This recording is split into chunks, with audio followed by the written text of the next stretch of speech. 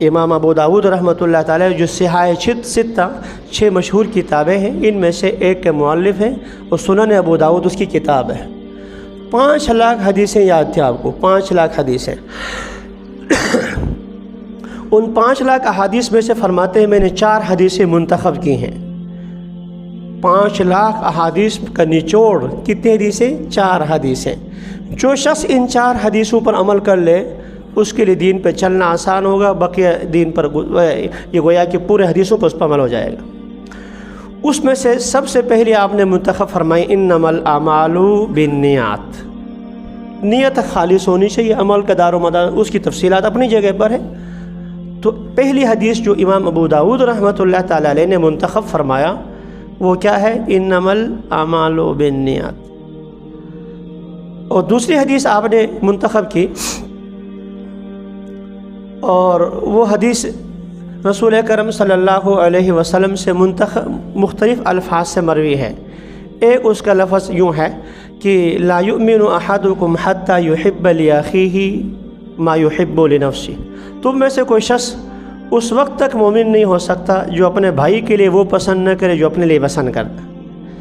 بعض میں روایتوں میں لا یکون المؤمن مؤمنا الا ما یرضی لنفسہ، اس طرح کے الفاظ، مفہوم سب کا ایک ہے، اپنے دوسرے مسلمان بھائی کے لیے وہی پسند کرے جو آپ اپنے لیے کرتے ہیں۔ یہ دوسری حدیث ہو گئی۔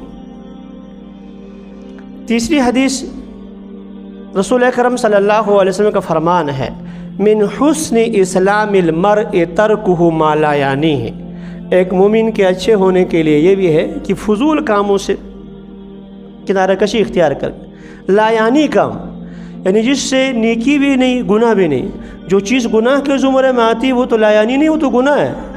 ایسا کوئی کام جس سے نہ آپ کے دین کا فائدہ نہ دنیا کا فائدہ، نہ دین کا نقصان نہ دنیا کا نقصان، ظاہری کوئی نقصان نہیں ہے، اس کو بھی چھوڑ لے۔ مومن آدمی ایسا نہیں کرتا ہوتا۔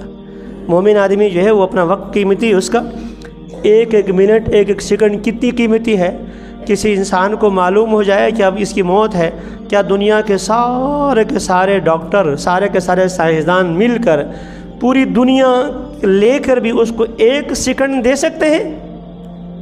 نہیں دے سکتے۔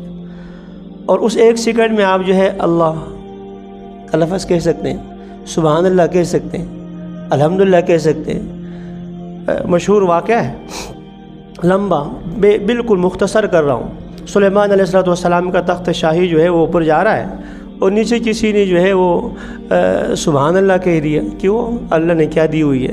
میں صرف مفہوم نقل کر رہا ہوں، مقصد میرا اور ہے کسی اور موقع پر۔ تو سلیمان علیہ السلام کو اللہ تعالیٰ نے جو ہے وہ سنوا دی، تخت روکا، نیچے اترے، کیا کہا تھا؟ وہ بیچارہ پریشان ہو گیا، شاید میں کوئی شکایت لگ گئی ہے۔ تو اس نے کہا، میں نے تفصیل کے بعد میں نے یوں کہا تھا سبحان اللہ کے، اور میں سلیمان علیہ السلام جو ہواؤں پر بھی حکومت ہے، جنات پر بھی ہے، فلاں پر بھی ہے، سلیمان کی تخت، سلیمان کی حکومت، سارے کے سارے مل کر بھی تمہارے ایک سبحان اللہ کا مقابلہ نہیں کر سکتے، ایک سبحان اللہ کا مقابلہ نہیں ہے۔ تو ہم 1 سیکنڈ میں اللہ کا نام نہیں لے سکتے، تو کتنی قیمتی ہے۔ تو مومن آدمی اپنا وقت کیوں ضائع کرے؟ اپنا وقت کیوں ضائع کرے؟ سبحان اللہ، الحمدللہ، اللہ اکبر، درود شریف جو چاہے پڑھے۔ امام ابو داود رحمۃ اللہ تعالی علیہ نے تیسری حدیث منتخب فرما لی کہ من حسن اسلام المرء ترکہ ما لا یعنیہ، مومن مسلمان آدمی کہ یہ اس کے اچھا اور نیکی کی علامات میں سے یہ بھی ہے کہ وہ فضول کاموں سے کنارہ کش ہو جاتا۔ اور آخری حدیث وہ منتخب فرمائی جو آپ نے کتاب البیوع شروع میں، ترمذی شریف کے شروع میں ہے، الحلال بین والحرام بین وبینہما امور مشتبہات، حلال بھی واضح، جو جائز چیزیں ہیں بالکل واضح ہے، الحرام بین، حرام بھی بالکل واضح ہے، وبینہما امور مشتبہات، بعض درمیان میں ایسی چیزیں ہیں کہ وہ مشتبہ ہے، لا یدری کثیر من الناس ام ہی من الحرام ام من الحلال، بہت سے لوگ نہیں جانتے، پتہ نہیں یہ جائز ہے یا ناجائز، جائز ہے یا ناجائز ہے۔ آگے رسول اکرم صلی اللہ علیہ وسلم نے ارشاد فرمایا فمن ترکھا استبراء لدینہ وعرضہ فقد سلم، پتہ نہیں کہ یہ حلال ہے حرام ہے، پتہ نہیں جائز ہے ناجائز ہے، उसने अपने दीन के लिए, इज़्ज़त बचाने के लिए उसको छोड़ दिया, फ़क़द सलिमा, वो महफूज रहा। और अगर किसी ने ये मुश्तबह अमल कर लिया है तो फिर ये तो आज तो मुश्तबह अमल कर रहा है, यूशिक कभी जो है वो जाकर वो हराम में भी वाक़ हो सकता है। तो हलाल वाज़े है, हराम वाज़े है, दरमियान के मुश्तबह चीज़ें हैं। अब ये नहीं मालूम, हमारे यहाँ तो ये ना, चलो यार अभी कर लेते हैं, बाद में मुफ्ती साहब से पूछ लेंगे। पता नहीं चल रहा कोई चीज़, कोई अमल है तो काम है, कोई कहीं फंसा हुआ, उसके लिए कोई देना बेना है, कोई लेन देन का मसला है, यार ये जायज़ है ना जायज़ है, यार पता नहीं चल रहा, पता नहीं जायज़ है ना जायज़ है, मजबूरी जो हमारी है, चलो अभी दे देते हैं ना, अभी काम करते हैं, बाद में मुफ्ती साहब से पूछ लेंगे।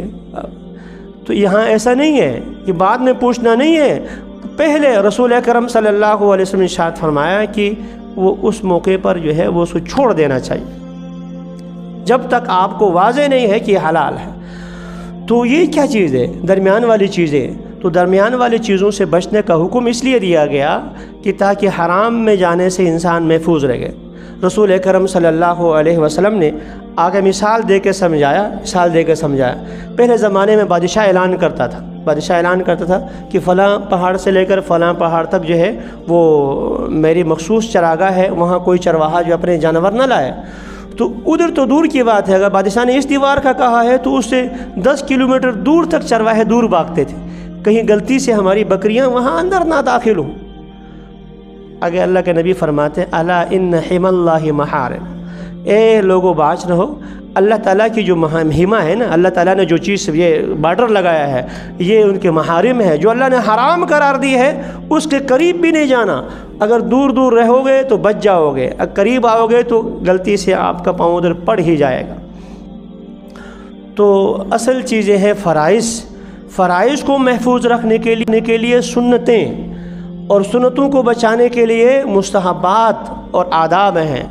बात चल रही थी कि वज़ू से मुतालिक, हम वज़ू के सुन्नतें बयान कर रहे थे, तो वज़ू की सुन्नतों के बाद बात आती है वज़ू के आदाब।